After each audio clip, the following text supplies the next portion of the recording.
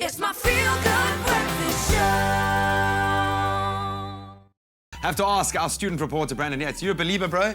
I noticed that hand. I wouldn't go that far with that beat. I love that little Diplo beat. I was giving a little going here with Bob and the crew. Just loving Bob it. is not a believer this No, morning. clearly We're not not. holding it against you. No. Well, talking about making believers or believers, our school teams have delivered. We're talking about Cape Schools Week. Some of the best young rugby stars in action. We had our final day yesterday, and looking at some of those results, a couple of shockers, again, a couple of standout performances. Yeah, I think that last day was another great set of results. We had some awesome rugby on the go once again, as we've had for the past couple of days down in PE.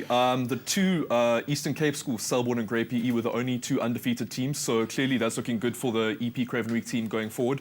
And as we see over here, we had some great individual performances as well. And then we had one big result. The biggest result of the day was Dale absolutely destroying that stand and back 15, and we had 3 tries from their number 6 Sianda. So some great team and individual performances. And we know the selectors are there. They are there from the lowest level. In fact, we know it's the under-13 Craven Week taking place at the same time.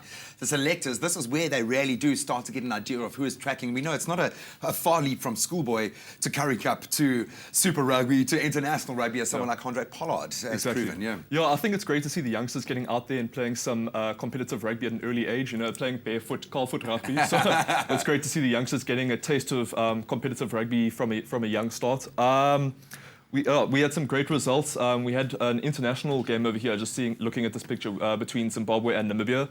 Yeah. So it was a great week as well, and it gives selectors a chance to look at youngsters from an early age. As you said, Andre Pollard was apparently earmarked by the Bulls from as young as 12. So it clearly is something that should be taken seriously as well. I have a feeling that they took the genes of like Donny Gerber and Nas and they created Andre Pollard. Just made this like in a epic laboratory. specimen of a rugby player. But it all bodes really well for Craven Week proper coming up in just under 2 weeks. Who do you think is going to be the standout star of that? I think, well, like we talk about him every single week, but he really is a superstar in the making. Cohen Bosch, he's leading his team going into the Craven Week, so that should be great to see. And the usual suspects from Western Province and from KZN will do really well as well. But I think looking at this Cape Schools Week, the 2 undefeated teams from the Eastern Cape, they got a lot of their players from there. So I think that bodes well for the Eastern Cape team going into this Craven Week. All franchises looking good, not so on the senior level. One quick last question. Of course, we got the big one tomorrow, Super Rugby, culminating. I know how much your heart is in rugby. An all New Zealand final happening in Wellington. Do you think the Highlanders have what it takes to meet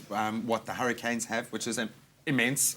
Yeah, like we were talking about before, the Highlanders have an epic tactical game, so I think the likes of Lima Sapuaga, Wasaki Naholo and people like that will be really critical. But just looking at that Hurricanes 15, they are absolutely epic. It's like New Zealanders from 1 to 15. So, and it's at their home ground, so I really don't see the Hurricanes choking at the last minute, so I'm going for a Hurricanes win. Yeah, at least we have one South African there, Yaku Paper. Officiating with 2 on the sidelines. Dude, thank you so much. Awesome coverage. We look forward to... Best of luck for your fight tomorrow against the boys from Team Girl Cave.